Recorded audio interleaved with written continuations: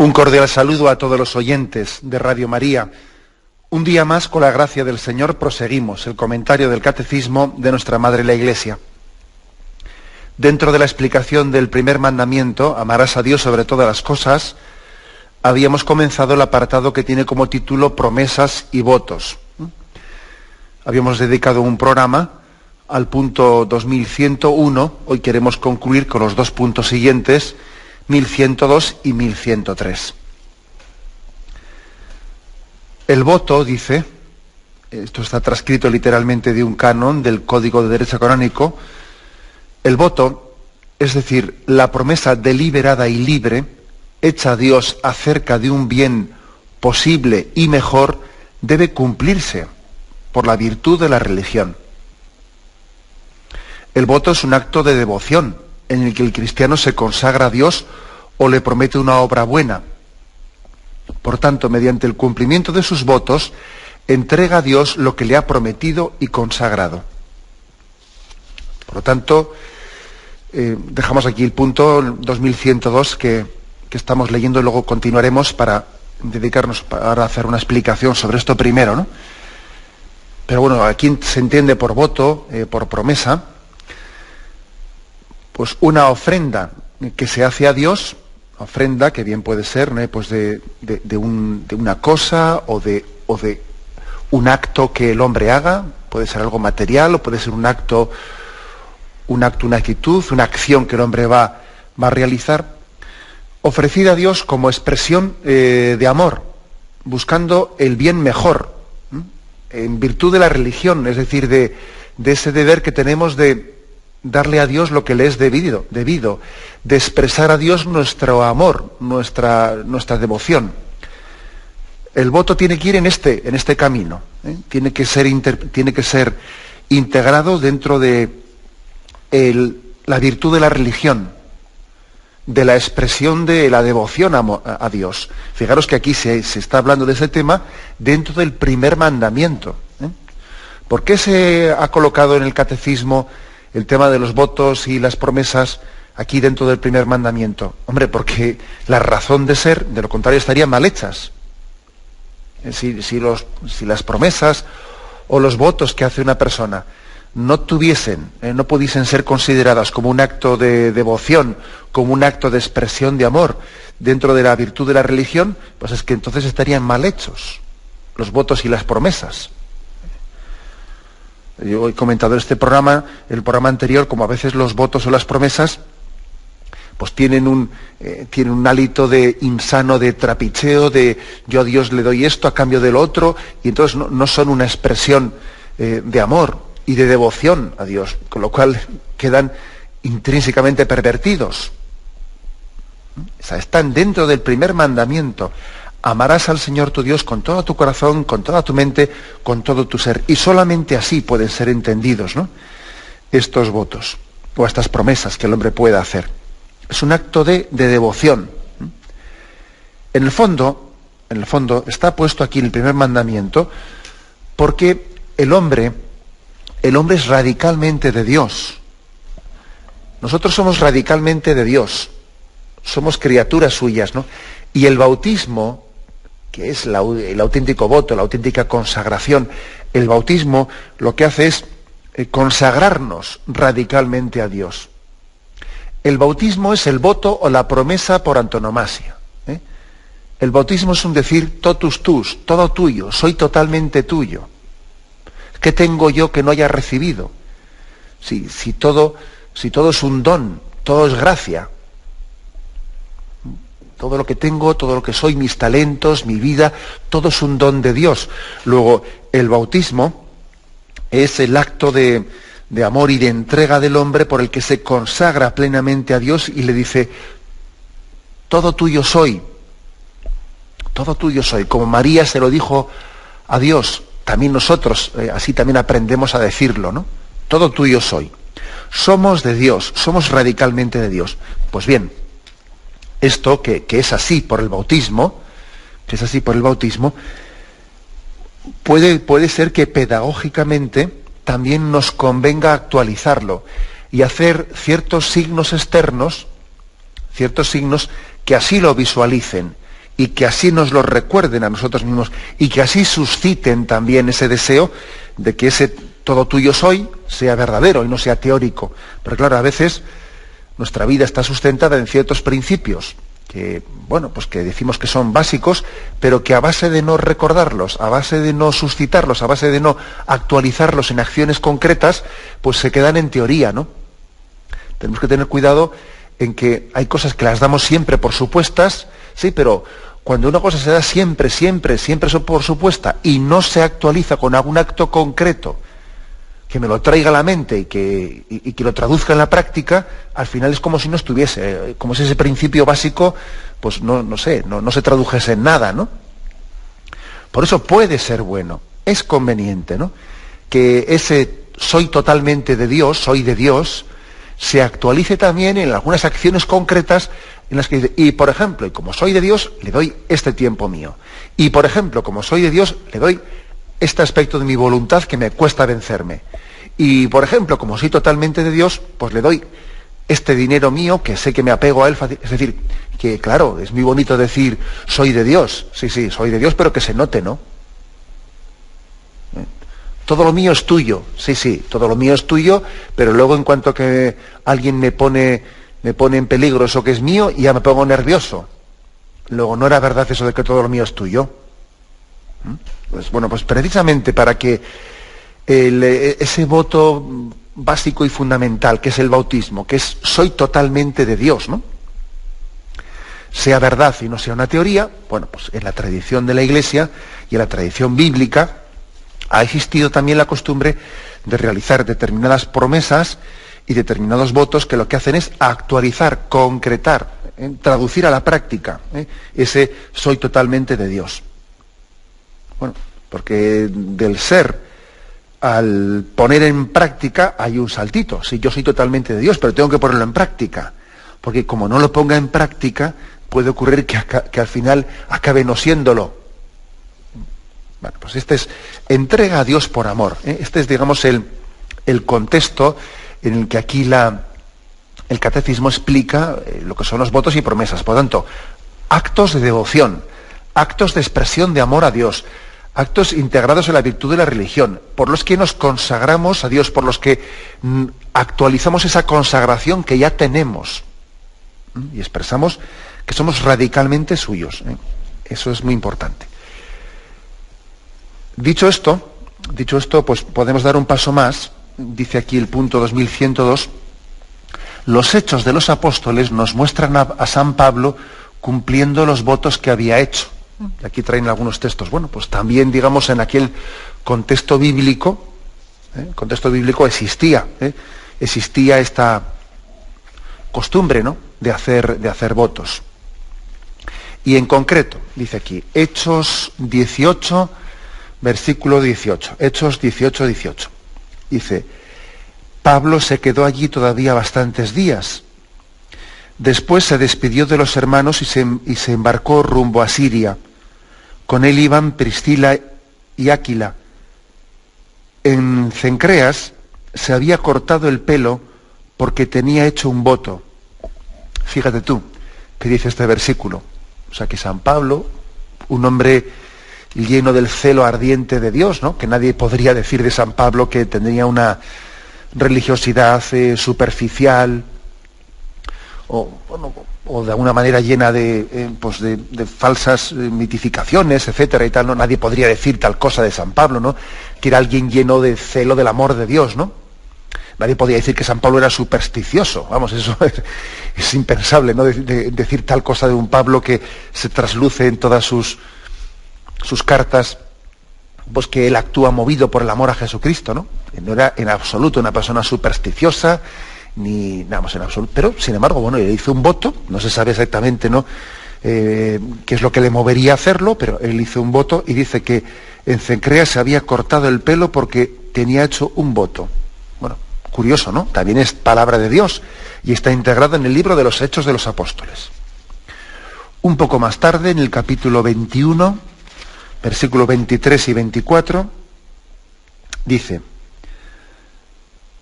haz pues lo que te vamos a decir, hay entre nosotros 4 hombres que tienen un voto que cumplir.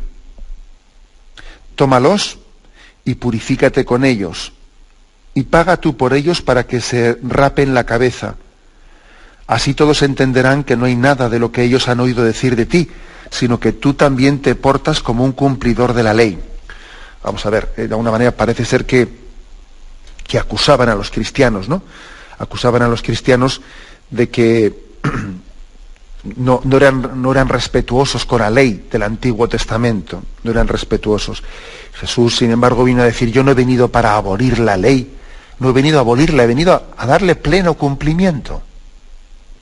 Era falsa, ¿no?, esa acusación que se hacía a los cristianos de que violaban la ley del Antiguo Testamento. No, le daban pleno cumplimiento en Jesucristo. Y entonces, pues en este contexto dice, vamos a precisamente a demostrarles que es así. Y como había unos hombres que tenían allí, 4 hombres que tenían un voto para cumplir, dice, no, tú déjales claro que tú, como cristiano que eres, les dices que tienen que cumplir ese voto, que si han hecho ese voto a Dios, que lo cumplan, y les ayudas a cumplirlo, ¿no? Y dice, paga tú por ellos para que así se rapen la cabeza. Ahora vamos a ver qué es esto un poco de paga tú por ellos para que se rapen la cabeza, etcétera. Es decir, San Pablo también se muestra como cumplidor, o sea, le da un valor de obligación al que alguien haya hecho un voto, haya hecho una promesa. ¿Qué es esto de raparse la cabeza, o etcétera? Bueno, esto se refiere a una costumbre que viene en el Antiguo Testamento, que era una forma concreta de realizar unas promesas a Dios, que es lo que se llamaba ser nazir, o el nazireato. Eso lo tenéis en el Antiguo Testamento, en el libro de los Números. Bueno, pues igual que existe el orden de los penitentes, pues también existía una especie de forma, una especie de orden de los que han hecho un voto, como una forma institucionalizada de realizar unos votos o unas promesas a Dios. A eso se le llamaba el nazireato, ser nazir para Dios. Era una forma como de consagrarse a Dios y de expresar que le he hecho un voto. Bueno, lo tenéis en el capítulo 6 del libro de los Números. Leo alguno de los versículos. Dice: habló Yahvé a Moisés y le dijo: diles esto a los israelitas: si un hombre o una mujer se decide a hacer voto de nazir, consagrándose a Yahvé, se abstendrá de vino y de bebidas embriagantes. No beberá vinagre de vino ni bebida embriagante. Tampoco beberá ningún zumo de uvas, ni comerá uvas frescas o pasas. En todo el tiempo de su naziriato no tomará nada de lo que se obtiene de la vid. En todos los días de su voto de naziriato no pasará navaja por su cabeza, hasta cumplirse los días por los que se consagró a Yahvé. Será sagrado y se dejará crecer los cabellos. No se acercará en todos los días de su naziriato en honor a Yahvé a ningún cadáver. En primer lugar, por lo tanto, se hacía este voto. El voto de decir: no voy a beber vino ni alcohol y no me voy a cortar la cabellera, no me voy a arreglar. Y pasado un tiempo, se presentaba a Yahvé esa ofrenda, y entonces ese que había hecho ese voto, ese nazir, se rapaba la cabellera a la entrada de la tienda del encuentro, tomaba ese cabello que había cortado y lo ofrecía al fuego, y ardía, ¿no? Y ardía ese cabello como una ofrenda que él hacía a Dios. El sacerdote presentaba esta ofrenda delante de Yahvé. Esa persona pues había estado ese X tiempo sin beber y sin tomar alcohol, o sin tomar determinados dulces, había dejado crecer su cabellera, y ahora ese pelo era cortado, se rapaba el pelo y lo ofrecía a Yahvé, y así concluía su promesa. Bueno, pues digamos, era esta una costumbre que existía en el Antiguo Testamento de hacer un voto a Dios. Podía ser, nos puede llamar la atención, y bueno, llamar la atención. Ojo, que es que hoy en día, dentro de esta forma un tanto, como he dicho yo antes, insana, ¿no?, de entender los votos y las promesas, ahí vemos que, pues así muy públicamente, además, sin avergonzarse de ello, pues unos futbolistas hacen voto de raparse la cabeza porque así meten un gol, y otros no sé qué. Bueno, esto lo vemos en los medios de comunicación, que se rapan la cabeza y así por un gol que han metido o para poder meterlo, cosas de esas, ¿no? Bien, esto, por supuesto que esto comienza a pervertir el sentido del voto y de la promesa. Claro, yo no soy quien para juzgar a nadie en persona, pero hablo más un poco del fenómeno globalmente considerado.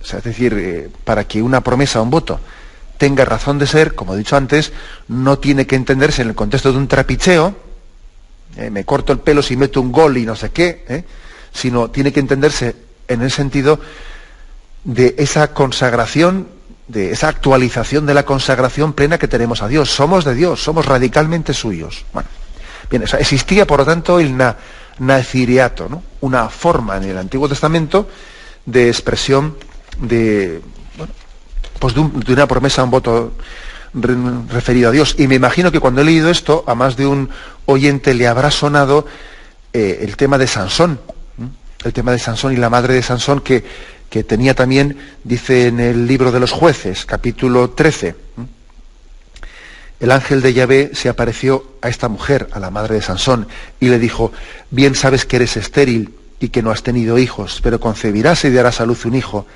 En adelante guárdate de beber vino, ni bebida fermentada, y no comas nada impuro, porque vas a concebir y dar a luz un hijo. No pasará la navaja por su cabeza, porque el niño será nazir de Dios desde el seno de su madre. Bueno, por lo tanto, como veis, también el nacimiento de Sansón está ligado también a esa especie de voto y promesa de ser totalmente de Dios, y expresado en ese voto de nazir, de no cortarse el pelo, de abstenerse de tomar alcohol, etcétera, etcétera. Por lo tanto, ¿no? Y concluyendo un poco esta primera parte, esta primera reflexión, es importante, es básico que entendamos que estamos hablando de la virtud de la religión, de la expresión de nuestro amor y nuestra devoción. En este contexto es en el que la tradición de la Iglesia, y con bases bíblicas, como veis, bases bíblicas en el Nuevo Testamento y en el Antiguo Testamento, pues nuestra tradición bíblica cristiana ha entendido que sí, que el hombre puede y debe, en momentos concretos de su vida, realizar ciertas promesas y ciertos votos, expresión de amor y también suscitación de ese amor. El amor se expresa en algunas promesas y votos, y también estas promesas y votos suscitan el amor de Dios, porque nos están recordando que para nosotros Dios es lo primero. Amarás al Señor tu Dios con todo tu corazón, con todo tu ser, con toda tu alma. Tenemos un momento de reflexión y continuamos enseguida. Continuamos en este programa del Catecismo de la Iglesia Católica comentando estos dos puntos, 2102, ahora pasamos al 2103, que nos hablan de las promesas y los votos. Dice este punto 2103: la Iglesia reconoce un valor ejemplar a los votos de practicar los consejos evangélicos. Entre todos los votos, por lo tanto, la Iglesia, el valor ejemplar se lo concede a los consejos evangélicos. La Iglesia reconoce un valor, que además lo había leído mal, perdón. La Iglesia reconoce un valor ejemplar a los votos de practicar los consejos evangélicos. Ese es el valor ejemplar. Además, fijaros que dice, cuando dice ejemplar, es como ejemplo para el resto de los votos. Que algo sea ejemplar no quiere decir es que es buenísimo. Bien, no únicamente quiere decir que es buenísimo, sino que es un ejemplo para el resto de los votos. En realidad, los votos que hagamos tenemos que intentar que tengan su reflejo en los 3 consejos evangélicos de pobreza, castidad y obediencia. De esos votos tenemos que tomar, digamos, la guía, el sentido del resto de las promesas que hagamos. Esto es muy importante. Es verdad que la Iglesia en ningún momento dijo: a ver, quedan suprimidos los votos que se hacían en el Antiguo Testamento, es el voto de Nazir que he explicado ahí antes, ¿no? de dejarse crecer el pelo y no tomar vino ni alcohol, y luego, llegado un momento, cortarse ese pelo y ofrecerlo a Dios, etcétera. Bueno, eso nunca lo derogó.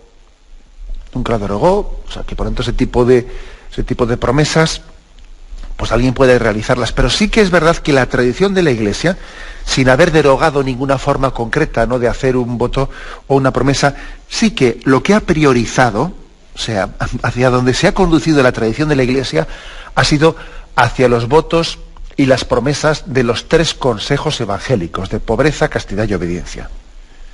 Y esto es lo ejemplar, es decir, el ejemplo del que nosotros al que tenemos que asimilarnos. ¿Por qué? Pues porque está bastante claro, porque existe el riesgo de que otro tipo de votos, si están desconectados de los consejos evangélicos, sean votos periféricos, que sean votos exterioristas, que de alguna manera están ofreciendo cosas a Dios que no suponen la ofrenda de nuestra voluntad. Entonces eso es un riesgo muy grande, ¿no? El caso que he puesto ya antes, ¿no? Que sí, yo estoy ofreciendo que cortar el pelo si ganamos el partido y tal. Eso ¿tú qué voluntad le estás ofreciendo a Dios? ¿Tú le estás ofreciendo tu voluntad o estás afirmando la tuya? Claro, podemos hacer a veces promesas y votos que son totalmente contrarias, pues, a la razón de ser de las promesas y los votos, que es decir, Señor, todo tuyo soy, toma mi voluntad, tuya es. Claro, podemos hacer promesas y votos que en el fondo lo que buscan es afianzar mi voluntad y no otra cosa, ¿eh? Por eso los votos ejemplares, de los cuales nosotros tenemos que tomar ideas, como se dice popularmente, de los que tenemos que tomar ejemplo e ideas, son los de pobreza, castidad y obediencia. Que son votos que van entregando, además en este orden, pobreza, castidad y obediencia, van de lo más exterior a lo más interior. En la pobreza le entregamos a Dios nuestras cosas, mis cosas. En la castidad le entregamos a Dios mis afectos, mi sexualidad, que ya es más interior que mis cosas. Y en la obediencia entregamos a Dios el acto de voluntad, mi querer. En la obediencia se lo ofrezco a Dios, ¿no?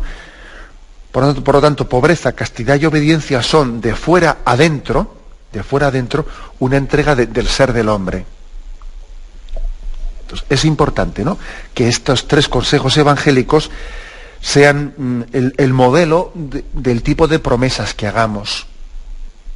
Hay un tipo de promesas que deben de estar, o sea, que pueden y deben de estar conducidas al desapego de los bienes materiales.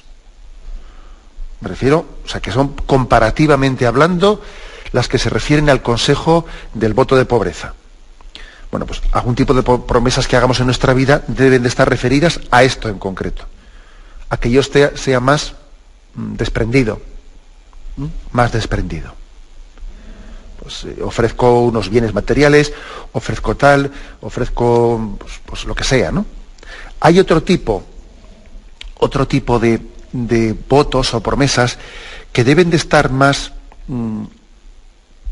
dirigidos o más asimilados a ese voto de la castidad, es decir, de la integración de mis afectos, ¿no? Por ejemplo, imaginaos que alguien dice, voy a hacer un voto, una promesa de no ver la televisión o de no ver tales programas o tales cuales, porque noto que eso también para mí pues me suscita sensualidad, me hace daño. Bueno, pues mira, ahí tienes un voto, unas promesas que están referidos al voto de castidad, ¿no?, por ejemplo. Y hay otro tipo de votos o promesas que alguien hace más asimilados a los consejos evangélicos de obediencia. Bueno, pues por ejemplo, imaginaos que alguien coja y diga, a ver, voy a hacer un voto, una promesa de ir o lo que sea, o sea, de no hacer la mía, sino si mi hermano mayor pues organiza no sé qué cosa, me voy a callar y me voy a sencillamente hacer el plan veraniego, el que ellos hagan, y yo paso de montar un lío y yo sencillamente el plan veraniego que decidan ellos me voy a sumar a él. Y se acabó. Está referido a vencer mi voluntad, vencer mi criterio y está referido al voto de obediencia. Es importante, ¿no?, que los votos y promesas que hagamos, para que sean verdaderos, se refieran bien sea a la pobreza, a la castidad o a la obediencia. Y así las cosas estarán más purificadas. y nos evitaremos de muchos riesgos de hacer votos y promesas insanos, que son un poco, como decía yo antes, que te buscas tu propia voluntad, en vez de buscar la voluntad de Dios. Los votos y las promesas tenemos que intentar referirlos a estos 3 consejos evangélicos, para que no sean obras exteriores, periféricas, que en el fondo son cosas que no hacen referencia pues a nuestra consagración a Dios. Bueno, esta es la afirmación de entrada.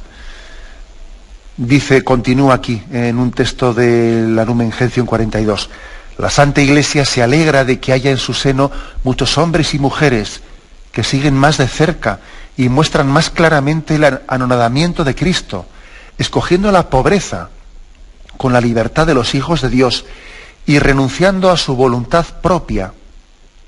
Estos, pues, se someten a los hombres por Dios, en la búsqueda de la perfección más allá de lo que está mandado, para parecerse más a Cristo obediente. Más a Cristo obediente. Bueno, por lo tanto, como veis, dice aquí también, se someten a Dios más allá de lo que está mandado. Más allá de lo que está mandado. Bueno, está claro que el voto de pobreza, castidad y obediencia va más allá de los 10 mandamientos. También los votos personales o las promesas personales que nosotros hagamos van más allá de los 10 mandamientos. Por ejemplo, no tendría sentido pues que alguien diga, voy a hacer un voto o una promesa de cumplir el 4.º mandamiento. Hombre, si eso ya está mandado por los mandamientos, no hagas eso. Porque es que es ridículo. Tú no puedes decir, voy a hacer un voto de ir a misa el domingo. Pero hombre, si eso ya lo tienes por mandamientos, eso ya te obliga por la vía de los mandamientos, no hace falta que hagas un voto. Un voto, una promesa, lo que está es haciendo algo que supera estrictamente a lo mandado. Y lo que hace igual es concretar, ser práctico para que lo mandado sea más fácilmente cumplible. Por ejemplo, más que, por ejemplo, decir, voy a hacer un voto de ir el domingo a misa. Bueno, sería más normal decir, voy a hacer un voto de que el sábado por la noche, a las 12, me retiro. Y en vez de estar hasta las 4 de la madrugada por ahí, voy a hacer este voto, que me retiro para las 12 de la noche. ¿Por qué? Porque este voto, esta promesa que haces, te permitirá cumplir el 3.º mandamiento de ir a misa el domingo. Pero tiene poco sentido que tú digas, voy a hacer un voto de cumplir el 3.º mandamiento, pero si eso ya está mandado. Si es que eso ya... Lo lógico es que el voto lo que haga sea buscar alguna promesa concreta que me permita luego cumplir los mandamientos. Por eso dice aquí que los votos superan a lo que está mandado, pero permiten cumplir lo mandado. Son una ayuda para cumplir lo mandado. O el caso el 6.º mandamiento dice, no cometerás actos impuros, y el 9.º, no consentirás pensamientos ni deseos impuros. Pero si yo cojo y digo, voy a hacer una promesa de ayunar de televisión, pues de estos y estos programas. Bien, lo que hago yo es ayudarme, concretarme para poder cumplir los mandamientos, porque me doy cuenta que si me meto en esa bazofia, pues me acaba afectando, claro. Si estoy tragando porquería en televisión, pues lógicamente me hace mella, que aquí nadie es de cartón piedra. Bueno, pues el voto, por lo tanto, a imagen de los votos, de los 3 votos religiosos de pobreza, castidad y obediencia, el voto supera lo mandado estrictamente por Dios, pero ayuda a poder vivir lo mandado. Esto también va en orden de aquello que explicamos en su día, de que los mandamientos son una cosa y otra cosa son los consejos evangélicos. Pero al final los consejos evangélicos te ayudan a cumplir los mandamientos. El que no vive los consejos evangélicos difícilmente cumplirá los mandamientos. Y me acuerdo que os puse ese ejemplo del joven rico. El joven rico aparentemente cumplía los mandamientos.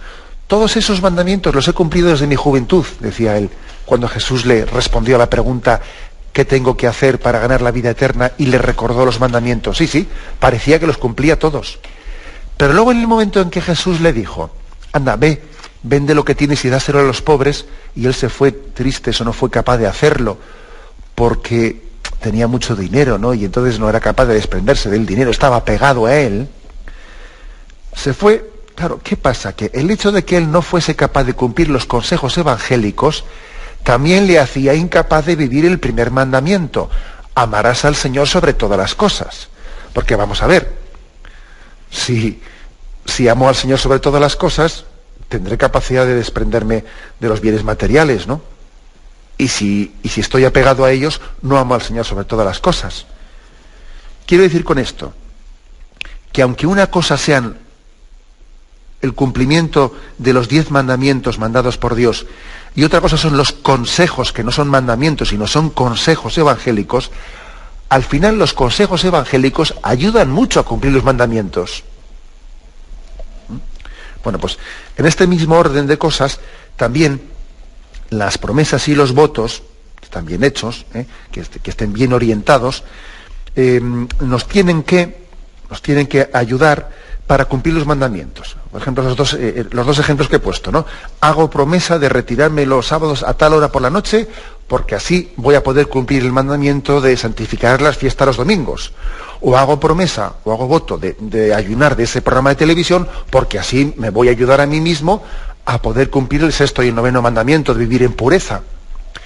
Bien, tenemos un momento de reflexión y continuamos enseguida. Continuamos en este programa del Catecismo de la Iglesia Católica comentando el punto 2103, en el que se nos habla de promesas y votos. En concreto, el último párrafo dice: en algunos casos la Iglesia puede, por razones proporcionadas, dispensar de los votos y las promesas.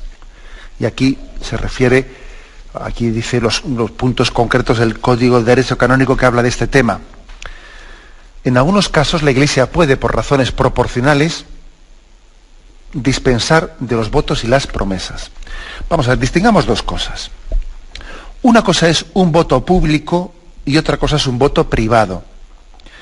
Voto público es el voto que hace alguien que es recibido en nombre de la Iglesia. Profesa unos votos y la Iglesia los recibe como tales. Y un voto privado es aquel que emite él ante Dios, él en su conciencia, sin que la Iglesia le dé un valor, un reconocimiento a ese voto, a esa promesa que ha hecho con Dios. Se distinguen, pues, voto público de voto privado. No, un voto privado puede ser, también es privado, aunque yo lo haga delante de 10 amigos. Lo hago delante de 10 amigos, pero claro, la Iglesia, digamos, no ha reconocido oficialmente, no le ha dado un rango a ese voto que yo hago. Bien, pues un voto público, un voto privado, ¿pueden ser dispensados? Sí, pueden ser dispensados. El voto público, para que sea dispensado, puede haber razones claves en la vida que lo pueden así pedir, y si uno ha profesado un voto, pues ante un instituto o una congregación religiosa de derecho pontificio, pues tiene que ser el Papa el que lo dispense. Si ese voto público lo ha profesado ante una institución de derecho diocesano, tiene que ser el obispo quien lo dispense. Bueno, eso se entiende. Los votos privados, si de alguna manera, fijaros, dice aquí el punto 1197 del Código de Derecho Canónico, quien emitió un voto privado, o sea, que lo has emitido tú delante de Dios, ¿no?, puede conmutar la obra prometida por otra mejor o igualmente buena. O sea, alguien dice, bueno, pues yo hice un voto privado, yo puedo conmutarlo por otro voto que es todavía mejor que el anterior o similar. Bien, sí, tú mismo puedes hacerlo. Si se trata de conmutarlo por uno, o dispensártelo, o conmutarlo por uno inferior, debes, entonces dice la Iglesia que no debes de hacerlo tú solo, porque eso lógicamente sería caer en un riesgo de subjetivismo, ¿no? Prometí a Dios tal cosa y pues lo que digo ahí antes, ¿no? Le he prometido a Dios pues el retirarme pues, por la noche a tal hora, pero bueno, pues me voy a autodispensar de lo que prometí porque veo que no me apetece. No, pues no es correcto. Si tú ante Dios has hecho esa promesa, pues debes de recurrir también aunque fuese un voto privado, pero debes de recurrir pues a un sacerdote, a alguien que con el que disciernas si esa supresión o esa dispensa o esa conmutación de ese voto privado, pues es prudente y por qué suspenderlo y por qué conmutarlo, etcétera. O sea que cuando uno ha hecho un voto privado y va a suplirlo por otro equivalente o superior, no hay problema. Pero si lo que voy a hacer es derogarlo o rebajarlo, entonces lo que sí debo de consultarlo ante un sacerdote, ante una persona que de alguna manera me preserve de estarme yo buscándome a mí mismo.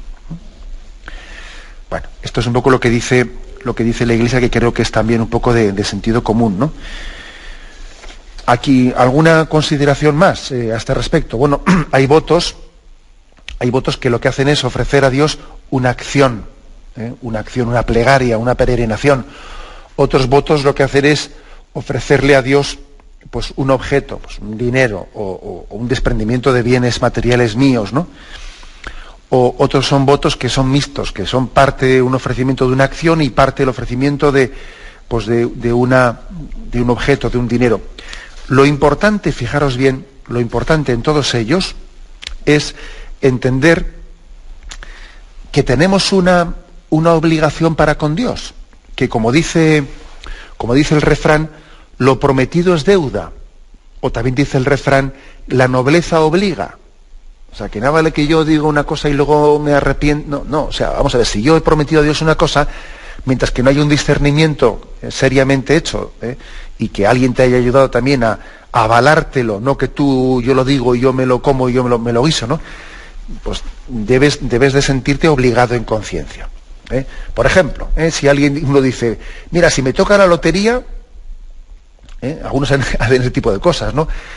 Pues ven una necesidad, un tal o un cual, y ven que alguien está en necesidad y dicen, mira, si me toca la lotería, le prometo a Dios que te voy a ayudar, tal.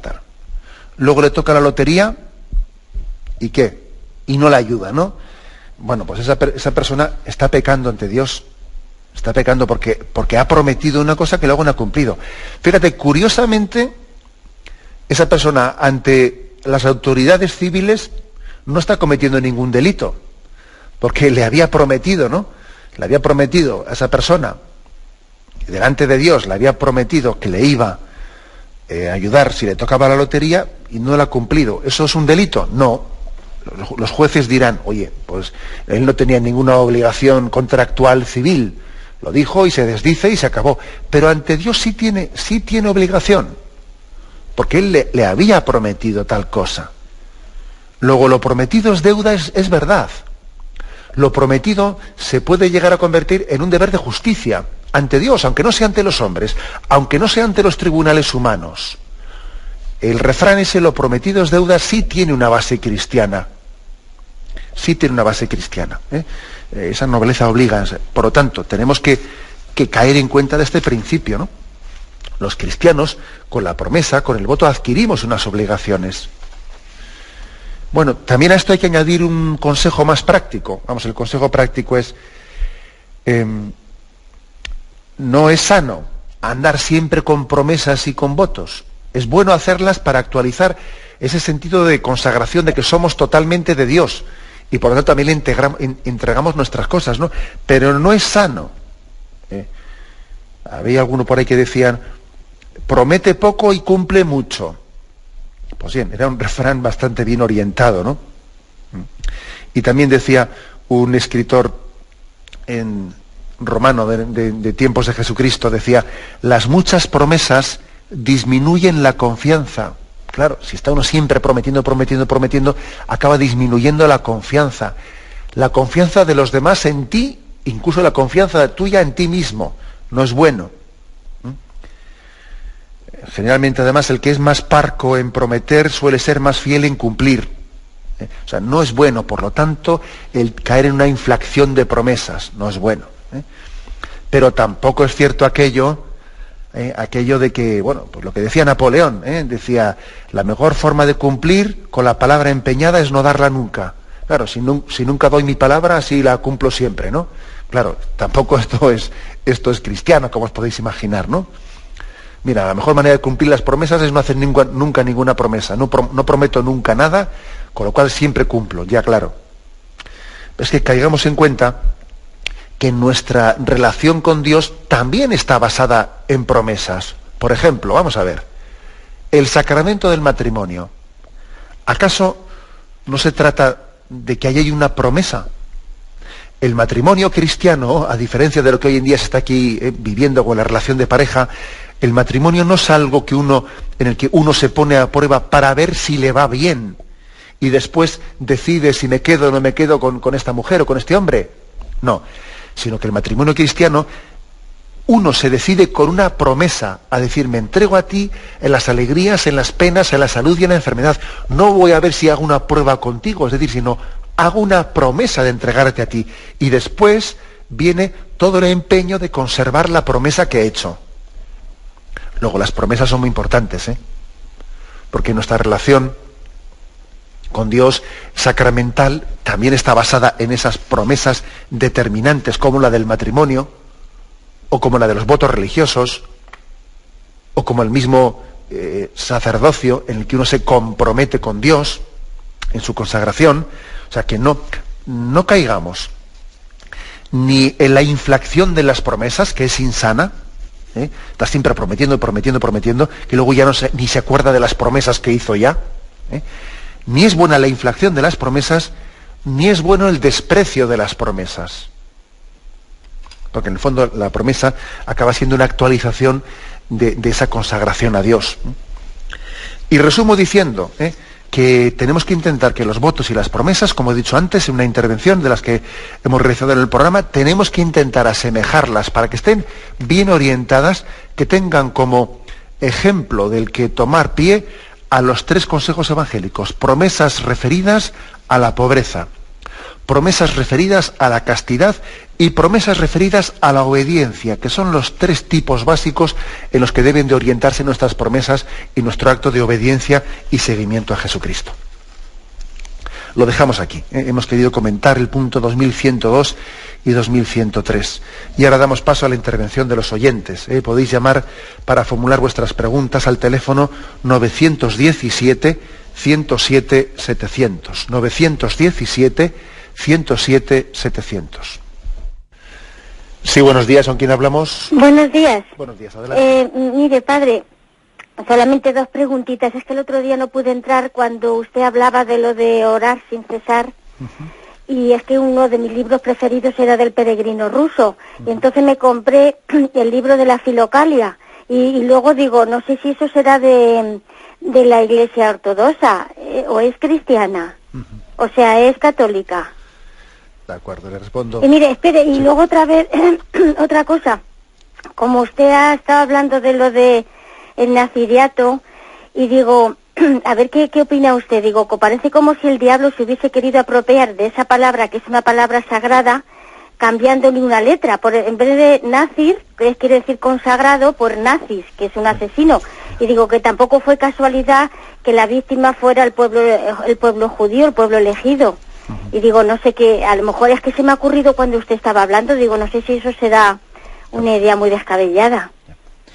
Bien, de acuerdo. Bien, yo creo que con respecto a esto último, yo creo que sí que es una casualidad, pretender igual ver en ello otro tipo de... Yo creo que es un poco exagerado. A mí también cuando según lo leía, pues he dicho, alguno se va a pensar que la palabra nazir tiene algo que ver con nazi. No tiene nada que ver, evidentemente, porque estamos hablando de algo, la Sagrada Escritura, pues que es muy anterior, antiquísimo, tiene milenios antes, ¿no?, de tal cosa. Con respecto a lo que ha preguntado en primer lugar, la espiritualidad ortodoxa o oriental, porque ojo, no confundamos también Iglesia ortodoxa con tradición oriental. También hay por supuesto, hay tradiciones orientales que son católicas, ¿no? Pero la tradición oriental, tanto la ortodoxa como la católica, pues tienen una escuela de oración muy, muy similar, ¿no?, que es la de una reiteración de una oración por anélitos, que se llama, ¿no?, una reiteración de una serie de expresiones que nos ayudan a vivir en presencia de Dios. Jesús, misericordia, Jesús, misericordia. Es decir, es como ir reiterando una serie de palabras de manera que vayan empapando en nuestro interior. Por lo tanto, esa es una tradición que es conjunta, indistintamente al mundo ortodoxo, al mundo católico oriental, y del cual en Occidente tenemos mucho que aprender, ¿eh? O sea que no hay en ello ningún problema. Adelante, damos paso a un siguiente oyente. Buenos días. Hola, buenos días. Buenos días. Sí, le escuchamos, adelante. Padre, mi pregunta es más bien sobre la charla de ayer. Entonces, mire, soy una persona separada y claro, la separación pues conlleva muchísimo sufrimiento con los hijos, con todo este sufrimiento estoy ofreciendo a Dios, pero siempre digo que a lo mejor no es del agrado del Señor, no saco fruto de él, puesto que Dios me pidió pues eso para toda la vida y no ha sido así, han sido 40 años de matrimonio y era mucha entrega y al final no ha habido solución. Entonces yo quiero saber si el sufrimiento que yo estoy pasando tiene mérito ante Dios. De acuerdo. Mire, es una pregunta importante, ¿no?, la que hace usted. Es verdad que la separación, a diferencia de otras concepciones en la vida, los cristianos admitimos la separación, no admitimos el divorcio, ¿no? Porque el concepto de divorcio es una ruptura plena y total de un compromiso. La separación siempre está abierta a una remisión. Esto téngalo usted en cuenta, ¿eh? Es decir, téngalo en cuenta. Ahora, por ejemplo, dice usted, sí, pero si el otro se fue con otra y se casó con otra. Bien, vale, en ese caso, evidentemente es cierto que la separación tiene muchos menos visos de ser, aunque podría haber una conversión por otra parte, ¿no? O sea, podría haber una conversión, aunque se haya ido a vivir con otra, ¿no? Pero, bien, siempre tenemos que entender que la separación puede tener una remisión. Ahora, mientras tanto, por supuesto que ese sufrimiento de usted es redentor y es santificador, porque es que, en el fondo, lo que nos santifica es abrazar la cruz, es aceptar la cruz.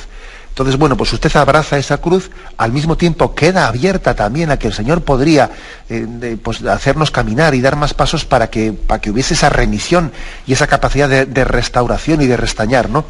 Yo creo que sí, por supuesto, ¿no?, que ese sufrimiento de su vida es redentor.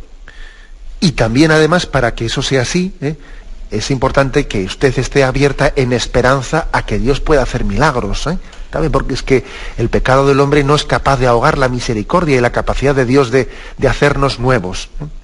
Luego usted abrace su cruz y al mismo tiempo confíe, ¿no?, en esperanza en lo que Dios tenga designado.